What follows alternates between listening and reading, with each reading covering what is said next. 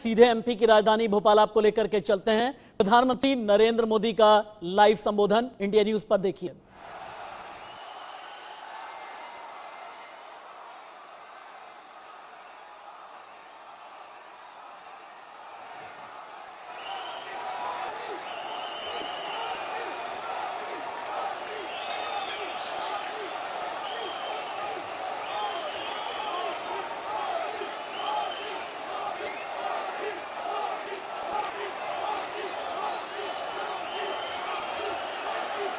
भारत माता की।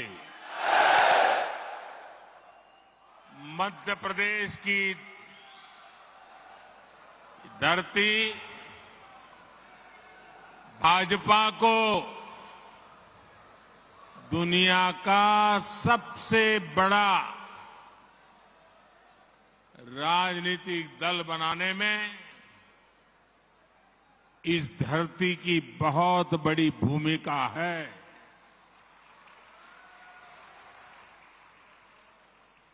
और इसलिए ऐसी ऊर्जावान मध्य प्रदेश की धरती पर मेरा बूथ सबसे मजबूत इस कार्यक्रम का हिस्सा बनते हुए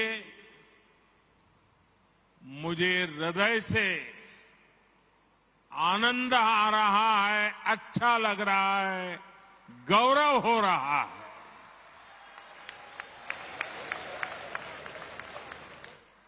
अभी कुछ ही देर पहले ही मुझे देश के 6 राज्यों को जोड़ने वाली 5 वंदे भारत ट्रेनों को एक साथ हरी झंडी दिखाने का अवसर भी मिला है।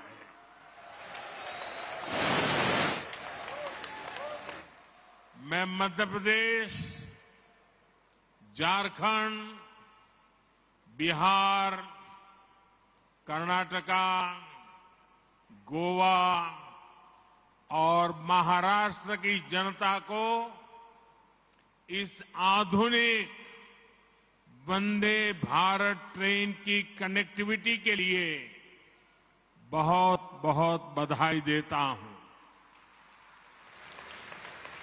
और इसमें मैं एमपी को भी विशेष बधाई दूंगा, क्योंकि आज एक साथ 2 वंदे भारत ट्रेनें ये मेरे मध्य प्रदेश के भाई बहनों को मिली है। अभी तक यात्री भोपाल से दिल्ली के बीच वंदे भारत एक्सप्रेस के सफर का आनंद ले रहे थे। अब भोपाल से इंदौर और भोपाल से जबलपुर का सफर तेज भी होगा, आधुनिक भी होगा और सुविधा से संपन्न भी होगा। साथियों, मैं जानता हूं कि आप सभी अपने अपने बूथ में वर्ष भर बहुत व्यस्त रहते हैं। केंद्र सरकार के 9 वर्ष पूरे होने पर देश भर में जो कार्यक्रम हो रहे हैं और उसमें आप लोग जो मेहनत करते हैं, दिन रात जुटे रहते हैं, उसकी जानकारियां लगातार मुझ तक पहुंच रही है।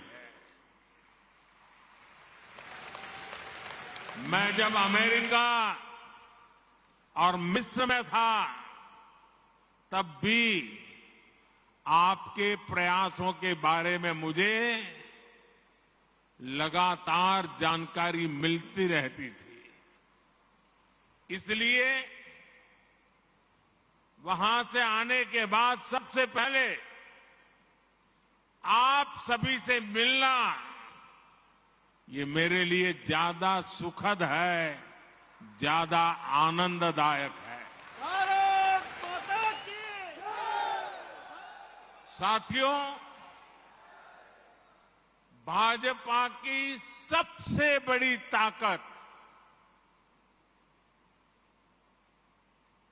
भाजपा की सबसे बड़ी ताकत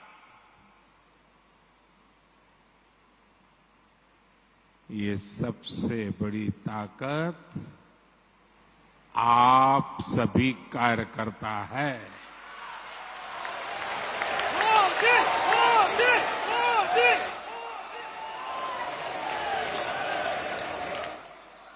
और मैं नड्डा जी का,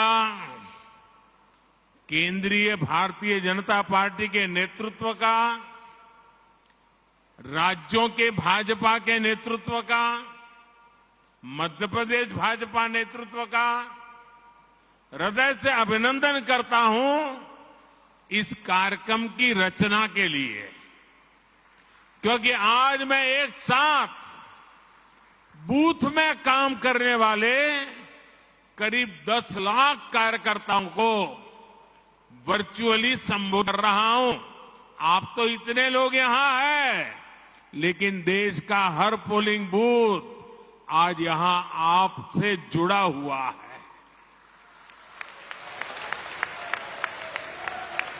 शायद किसी भी राजनीतिक दल के इतिहास में ग्रास रूट लेवल पर ऑर्गेनाइज वे में इतना बड़ा कार्यक्रम कभी नहीं हुआ होगा, इतना बड़ा कार्यक्रम आज हो रहा है। एक और बात मैं गर्व से आज कहना चाहता हूं, मुख्यमंत्रियों की मीटिंग होना, पार्टी के अध्यक्षों की मीटिंग होना, महासचिवों की मीटिंग होना, प्रदेश कार्य समितियों की मीटिंग होना, जिला कार्य समिति, मंडल कार्य समिति होना, ये तो शायद लंबे अरसे से चल रहा है, होता भी है, लेकिन सिर्फ और सिर्फ बूथ का नेतृत्व करने वाले लोगों का सम्मेलन इतिहास में पहली बार होता होगा।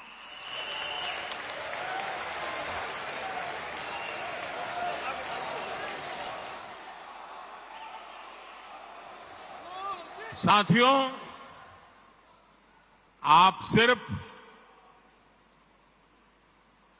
बीजेपी ही नहीं, आप सब सिर्फ दल ही नहीं, देश के संकल्पों की सिद्धि के भी मजबूत सिपाही है। भाजपा के हर कार्यकर्ता के लिए देश हित सर्वोपरि है, दल से बड़ा देश है। जहां दल से बड़ा देश हो, ऐसे कर्मठ कार्यकर्ताओं से बात करने के का मेरे लिए भी एक मंगल अवसर है। मैं भी बहुत उत्सुक हूं। मुझे नड्डा जी ने बताया कि मोदी जी आज भाषण तो बाद में, आज कुछ सवाल जवाब हो जाए।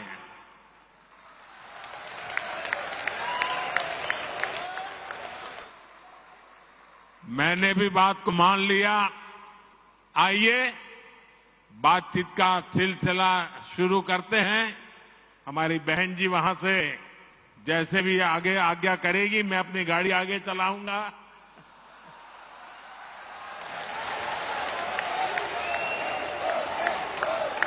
श्री राम पटेल, दमोह, मध्य प्रदेश।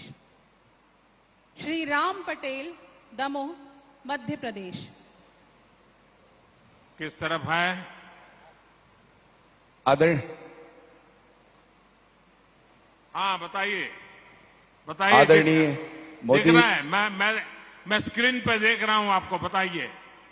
आदरणीय मोदी जी प्रणाम।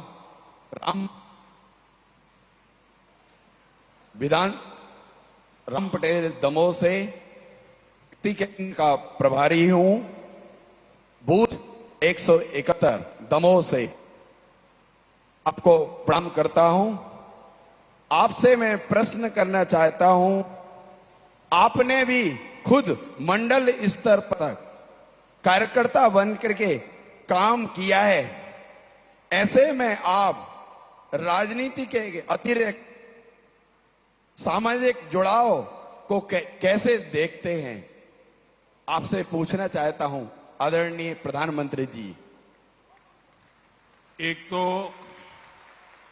मुझे अच्छा लगा कि आप रोज की राजनीति की आपाधापी के बजाय किसी और दिशा में सवाल को लाए हैं। आप बैठिए, मेरा जवाब थोड़ा लंबा हो जाएगा। आप बैठिए आराम से। देखिए, जो एक बूथ होता है वो अपने आप में एक बहुत बड़ी इकाई है। हमें कभी भी बूथ की इस इकाई को छोटा नहीं समझना चाहिए। हमें अपने बूथ में राजनीतिक कार्यकर्ता से भी ऊपर उठकर समाज के लिए सुख दुख के साथी के रूप में अपनी पहचान बनानी चाहिए। और बहुत सी ऐसी चीजें होती हैं जिसमें जमीन का फीडबैक बहुत जरूरी होता है। जो बूथ के हमारे साथी हैं वे इसमें बहुत बड़ी भूमिका निभाते हैं। प्रधानमंत्री भी या मुख्यमंत्री भी अगर कोई सफल नीति बनाता है तो मान लेना किसी न किसी बूथ के कार्यकर्ता के दी हुई जानकारी की ताकत बहुत बड़ी होती है। हम भारतीय जनता पार्टी के कार्यकर्ता उनमें से नहीं है जो एयर कंडीशन कमरों में बैठकर पार्टियां चलाते हैं और फतवे निकालते रहते हैं। हम तो वो लोग हैं जो गांव-गांव जाकर गर्मी हो, बारिश हो, कड़कड़ाती ठंड हो, हर मौसम, हर परिस्थिति में जनता के बीच जाकर के खुद को खपाने वाले यहां लोग हैं। और इस वजह से बूथ का बहुत मजबूत होना बहुत स्वाभाविक है। मुझे याद है कि अगर ये बूथ कमेटी नहीं होती तो शायद ही कभी उज्ज्वला योजना का विचार ही नहीं आता।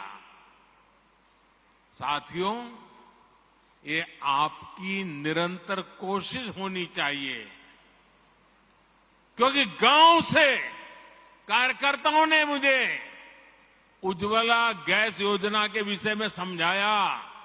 बाद में वो नीति बन गई और गरीब के घर तक गैस का चूल्हा पहुंच गया। साथियों, भाजपा की बूथ कमेटी की पहचान सेवा से होनी चाहिए।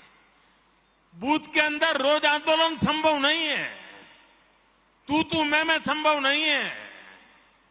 और इसके लिए बूथ की अंदर भाजपा की पहचान सेवाधारी की होनी चाहिए, सेवा भाव की होनी चाहिए। और इसके लिए छोटे छोटे समझे जाने वाले काम जो लोगों को बहुत छोटे लगते हैं लेकिन बहुत उपयोगी होते हैं।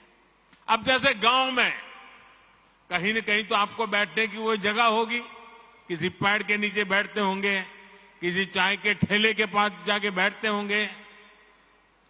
क्या कभी आपने सोचा है कि सुबह अखबार पढ़ लिए, शाम को दोपहर के बाद वहां जाएंगे, एक खटिया में सारे अखबार लगा देंगे और गांव वालों जिसको भी अखबार पढ़ना होगा वहां आएगा, बैठेगा, अखबार पढ़ेगा, देश और दुनिया की बात करेगा। आपने तो अखबार पढ़ लिया था, लेकिन वो अखबार अब पूरे बूथ के लोगों के काम आ रहा है। देखिए, कोई खर्चा नहीं, वो आपको आपका नेता मानने लग जाएगा कि नहीं मानने लग जाएगा। कभी कभी हम अखबार में एडवर्टाइजमेंट देखते हैं, भारत सरकार की एडवर्टाइजमेंट आती है, राज्य सरकार की एडवर्टाइजमेंट आती है, अपने पार्टी के नेताओं की तस्वीर उसमें होती है। क्या हम एक नियम बना सकते हैं कि अपने बूथ के अंदर एक जगह फिक्स करें और अखबार में जो एडवर्टाइजमेंट आई है उसको उस दिन काट करके उसको एक बड़ा बोर्ड बना करके वहां लटका दें। आपके बूथ के लोगों को पता चल जाएगा कि भाई आज की खबर कहां है। उस पेड़ के नीचे वो लटकता है ना, चलो वहां चले जाते हैं, देख लेते हैं। बहुत बड़ी ताकत बन जाती है। एक छोटा सा ब्लैक बोर्ड बना सकते हैं बूथ के अंदर। आप हर दिन एक कार्यकर्ता को जिम्मेवारी दो। आज भाजपा की जो अच्छी खबरें हैं, देश की अच्छी खबरें हैं, वो ब्लैक बोर्ड में देख लीजिए। बूथ के लोग आएंगे, जाएंगे, जरूर पढ़ेंगे। मैंने एक कार्यकर्ता देखा, वो फर्स्ट एड बॉक्स अपने यहां रखता था।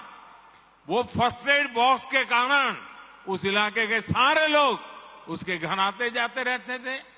इससे गांव के लोगों में विश्वास बढ़ेगा कि अगर कोई समस्या हुई, कोई उपचार करवाना है, तो वो भाजपा के अपने भाई है ना, उसके घर में फर्स्ट एड बॉक्स है, चलो भाई पहुंच जाते हैं। घर में किसी की बीमारी है, थर्मोमीटर चाहिए, चलो उसके यहां से ले आते हैं। घर में कोई तकलीफ है, चलिए गर्म पानी की थैली चाहिए, चलिए उनके यहां मिल जाएगी, मांग करके ले आते हैं। आप एक सामाजिक नेता बन जाएंगे।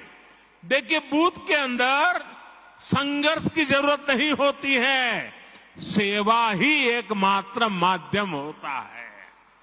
आप अपने अखबार, जैसा मैंने कहा, पढ़ने की व्यवस्था पर जोर दें। कुछ अपने मैगजीन होते हैं, कमल संदेश है, और भी हमारी पार्टी के कई अखबार निकलते हैं। जैसे मैं गुजरात में था, वहां मनोगत नाम का अखबार निकलता था।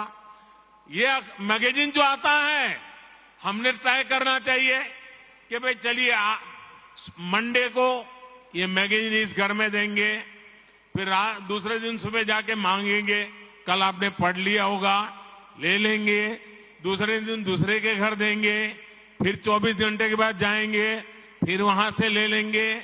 हमारा एक कमल संदेश होगा, हमारा एक मैगजीन होगा, तय करेंगे।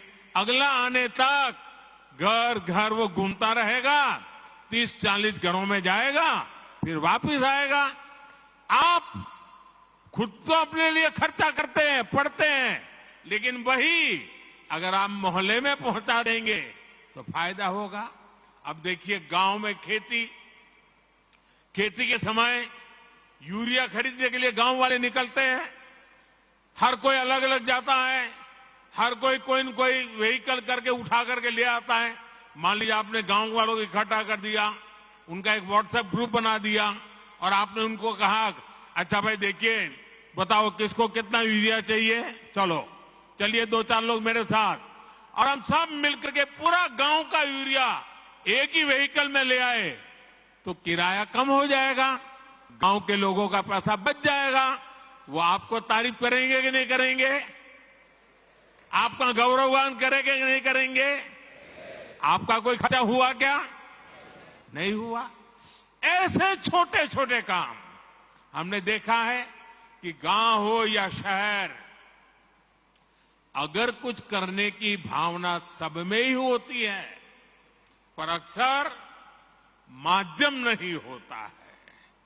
लेकिन जैसे ही कोई व्यक्ति माध्यम बन जाता है, नेतृत्व करने लग जाता है, तो सेवा भाव वाले लोग उसके साथ जुड़ ही जाते भैया। अगर कोई व्यक्ति घर घर जाकर कहता है कि कोई पुरानी किताब है तो मुझे दे दीजिए, आप देखेंगे हर घर से बच्चे आकर खुद अपनी किताब आपको पुरानी दे देंगे। आप जरा घर में उस किताबों को ठीक कर ले बूथ के कार्यकर्ता, और फिर जो गरीब बच्चे हैं उनमें वो किताब बांट दे अपने बूथ में। हर गरीब परिवार के पास किताब पहुंच जाएगी। आप उनको लगेगा अरे मेरे बच्चे पढ़ाई करें, इसकी वो चिंता कर रहा है। जब मैं गुजरात में मुख्यमंत्री था, मणिनगर मेरा विधानसभा क्षेत्र था, तो मैंने आंगनवाड़ी की चिंता करना काम अपने जिम्मे लिया। अपने कार्यकर्ताओं को तैयार किया, भाई आपको आंगनवाड़ी में चक्कर काटना है और क्या करना है, किसी न किसी नए साथी को ले जाओ। अगर खजूर की सीजन है, आंगनवाड़ी में जाकर हर एक बच्चे को 2-2 खजूर खिला दो। अगर बेर की सीजन है, आंगनवाड़ी के बच्चों को जाकर के 2-2 बेर खिला दो। अगर कोई अच्छी टॉफी आ गई है, 2-2 टॉफी जाके, न्यूट्रिशन का प्रॉब्लम भी सॉल्व होगा। उन गरीब परिवारों से भी दोस्ती बन जाएगी और इस इलाके में कोई जाने या न जाने आप निकलेंगे, हर बच्चा आपको जानता होगा। ये बहुत बड़ी ताकत बन जाती है साथियों। इस ताकत पर हमें जोर देना चाहिए और ये जितना करेंगे, हमें गांव-गांव में, शहर में, कस्बे में जाकर इस तरह से काम करते रहना चाहिए। तब जाकर के हमारे बूथ की ताकत बनती है। जब आप जनता से जुड़े ऐसे छोटे छोटे काम करोगे तो मुझे पक्का विश्वास है पूरे बूथ में कोई परिवार ऐसा नहीं होगा जो आपसे दूरी करेगा, वो आपसे नहीं जुड़ेगा। आपकी पहचान एक भाजपा के कार्यकर्ता से आगे बढ़कर एक समाज सेवक की तरह बने, इसके लिए बूथ के अंदर लगातार काम करना चाहिए। और यहां से आप बूथों में जाने वाले हो, अलग अलग बूथ में रहने वाले हो, वहां जरूर जाकर के इन चीजों का प्रयोग कीजिए। आप देखना, आपकी तरफ देखने का, आपके बूथ के कार्यकर्ताओं की तरफ देखने का पूरा दृष्टिकोण बदल जाएगा। आइए, कुछ और साथी भी पूछना चाहते हैं, अगले सवाल पर चलते हैं। अगला प्रश्न Shri Salla Ramakrishnan, Andhra Pradesh. Good morning sir, my name is Salla Ramakrishna, Araku parliament district. कहां से बोल रहे हैं भाई? हाँ, दिखाई दिया। हाँ, बोलिए। नमस्ते। हाँ, my name is Salla Ramakrishna sir, screen पे आपको देख अरकू रहा हूं। Parliament district. एक आराम से फिर से बताइए, जरा आराम से सवाल बताइए। Salla Ramakrishna sir, Araku parliament district sir. I am belongs to tribal community, Paderu assembly, booth number 281 sir. My question to you sir, our government is doing so much activities in India level sir, in village level also. As worker as a BJP, I want to ask how to go to the field to contribute in this process sir. बैठिए। आप काम तो कर ही रहे, कहीं ज्यादा काम करने के लिए कह रहे हैं।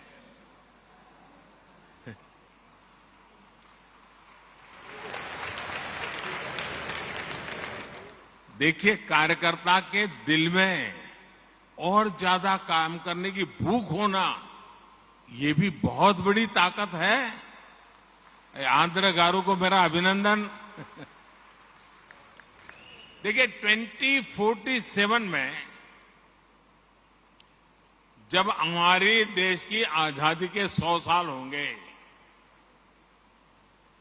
और हम देश को विकसित भारत बनाना चाहते हैं, लेकिन भारत विकसित तभी होगा जब गांव विकसित होगा। और इसलिए हर गांव का संकल्प बनना चाहिए कि 2047 के पहले हमें अपना कार्य क्षेत्र, गांव होगा, पंचायत होगी, नगर होगा, महानगर होगा, हमें उसे भी डेवलप बनाना है, समस्याओं से मुक्त करना है। और इसके लिए छोटे छोटे प्रयास ही बहुत बड़ी असर दिखा सकते हैं। जैसे कि हमारा गांव कैसे हरा भरा हो, कैसे गांव में स्वच्छता को लेकर हम अलग अलग कार्यक्रम शुरू कर सकते हैं, हम गांव में सोलर को कैसे बढ़ाएं, सोलर एनर्जी की गांव में कैसे आदत डालें। आज भारत सरकार सोलर एनर्जी पर इतना जोर दे रही है, हमारे भाजपा बूथ कार्यकर्ता ये ठान ले कि अगर किसी गांव में 100 घर है तो अगले 2 साल में वहां सौर ऊर्जा का ज्यादा से ज्यादा उपयोग हो। हमारे किसान हो उनको समझाएं, सोलार पंप का उपयोग करिए, आपका पैसा भी बच जाएगा। ज्यादा से ज्यादा लोग कैसे सोलार लगवाएं, हमको प्रेरित करें। काम सरकार का नहीं है, जनता जनार्दन में ले जाने का एक सकारात्मक तरीका है। उसमें बैंकों से जो कैसे मदद मिलती है, उनको बैंकों से मदद कैसे दिलवाए, आर्थिक सहयोग बैंकों से मिलता है उन तक कैसे पहुंचे, उनको इनकी जानकारियां हम कैसे दें। आप जानते हैं केंद्र सरकार के प्रयासों से स्कूलों में ड्रॉप आउट रेट बहुत तेजी से कम होता जा रहा है, लेकिन फिर भी भाजपा कार्यकर्ता ये सोचे कि मैं जिस बूथ में काम करता हूं वहां कोई ड्रॉप आउट नहीं होगा। बेटा हो या बेटी 100% पढ़ेंगे, इसके लिए मैं काम करूंगा। मुझे बताइए, भाजपा के कार्यकर्ताओं को काम करना चाहिए कि नहीं करना चाहिए? आपका बूथ मजबूत होगा कि नहीं होगा? आपके गांव में से अशिक्षा जाएगी कि नहीं जाएगी?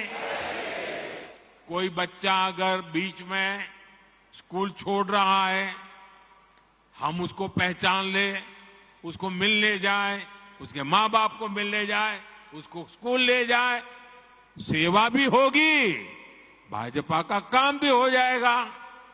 अगर उसको कोई आर्थिक परेशानी है, किताब नहीं है, लिखने के लिए नोटबुक नहीं है, आप गांव के 2 लोगों से कहेंगे आओ भाई इन 2 बच्चों के लिए भी 2 नोट ले आइए, उनको यूनिफॉर्म नहीं है, आओ भाई 2 बच्चों के लिए यूनिफॉर्म ले आओ। आप देखिए धीरे धीरे आप परिवर्तन ले आएंगे। अब कुछ बच्चे कुपोषित होते हैं, हम गांव के अंदर कुपोषण कैसे मिटा सकते हैं? मैंने अभी बताया मेरा मणिनगर का अनुभव। हम गांव के लोगों को ले जा सकते हैं। इतना ही नहीं, किसी को कहेंगे भाई जन्मदिन आंगनवाड़ी में मनाओ, आपके पिताजी की मृत्यु की तिथि है आंगनवाड़ी में मनाओ, आपकी शादी की सालगिरह है आंगनवाड़ी में मनाओ, घर से कुछ बना करके ले आओ, चलो इन 30-40 बच्चे होते हैं खिलाओ, कुपोषण भी जाएगा और उनको अपना जन्मदिन मनाने का आनंद भी आएगा। मैं मानता हूं कि हमने ऐसे तरीके ढूंढने चाहिए। और जितने जैसे जहां पर डेयरी का काम है वो दूध इकट्ठा कर करके पिला सकते हैं। मैं समझता हूं कि यही तरीके होते हैं जिन तरीकों से हम बहुत तेजी से आगे बढ़ सकते हैं। और मैं मानता हूं इसका आदत लोगों को भी लगेगा, ऐसा नहीं है कि नहीं लगेगा। और इसलिए मेरा आग्रह है कि हम इन बातों को ज्यादा महत्व दें। अपने गांव के अंदर इसी प्रकार के काम को, अब जैसे अंकुरित मूंग होता है, अंकुरित चना होता है, अपने घर में करें 100 ग्राम, इतना अंकुरित हो जाएगा। आपने वहां बांट दिया आंगनवाड़ी में, आंगनवाड़ी के बच्चों का कुपोषण से लड़ाई लड़ने की ताकत आएगी, पोषण बढ़ेगा। देखिए, सरकार की योजनाओं से ज्यादा समाज की शक्ति जुड़ जाती है तो निश्चित परिणाम अवश्य मिलते हैं। और हम चाहते हैं कि 2047 भारत को विकसित बनाना है, तो ऐसी हर छोटी चीजों को, हर समस्या से हमें मुक्ति लेना नहीं है। वो